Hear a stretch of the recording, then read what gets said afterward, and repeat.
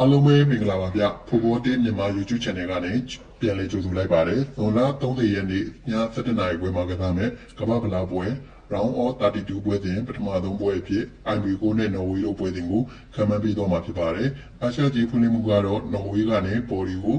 180ရှုံးနဲ့2သင်းမောင်းတွင်ကိုနှလုံးရှုံးဆိုပြီးတော့ဖွင့်လှစ်ထားပါတယ်။ကျွန်တော်ကတော့ဒီပွဲမှာကိုးဖို့သွားမယ်လို့ခံမှန်းပေးချင်ပါတယ်။နောက်ပွဲစဉ်ဇူလိုင်လ1ရက်နေ့မနက်3နာရီခွဲမှာကစားမယ်ကမ္ဘာဖလားပွဲ Round of 32ပွဲစဉ်အဖြစ်ပြင်သစ်နဲ့ဆွီဒင်တို့ပွဲစဉ်ကိုခံမှန်းပေးသွားမှာဖြစ်ပါတယ်။အာရှကြီးဖွင့်လှစ်မှုကတော့ပြင်သစ်ကနေပေါ်ဒီကိုနှလုံး80နိုင်နဲ့2သင်းမောင်းတွင်ကို3လုံး55ရှုံးဆိုပြီးတော့ဖွင့်လှစ်ထားပါတယ်။ကျွန်တော်ကဒီပွဲမှာလည်းကိုးပေါ်သွားမယ်လို့ခံမှန်းပေးချင်ပါတယ်။ Brother တို့ရဲ့ခံမှန်းရလက်ကိုလည်းကိုမှန်မှန်တော့ကြည့်လို့ရပါတယ်ဗျ။နောက်ထပ်ပွဲစဉ်အဖြစ်မနက်9နာရီခွဲမှာကစားမယ်ကမ္ဘာဖလားပွဲ Round of 32ပွဲစဉ်အဖြစ်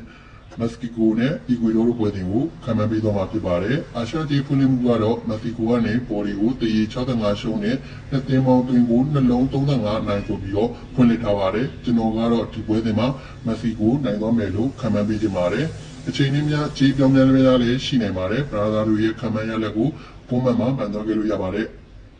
အကယ်၍ကျွန်တော်ခံမှန်းပေးတာသဘောကျတဲ့ရင်ကျွန်တော် channel ကို like and subscribe လုပ်ပြီးအားပေးလို့ရပါတယ်။နောက်ပွဲစဉ်တွေမှာပြန်လည်ဆုံတွေ့ကြမယ်။အားလုံးပဲဘိုင်ဘိုင်ပါ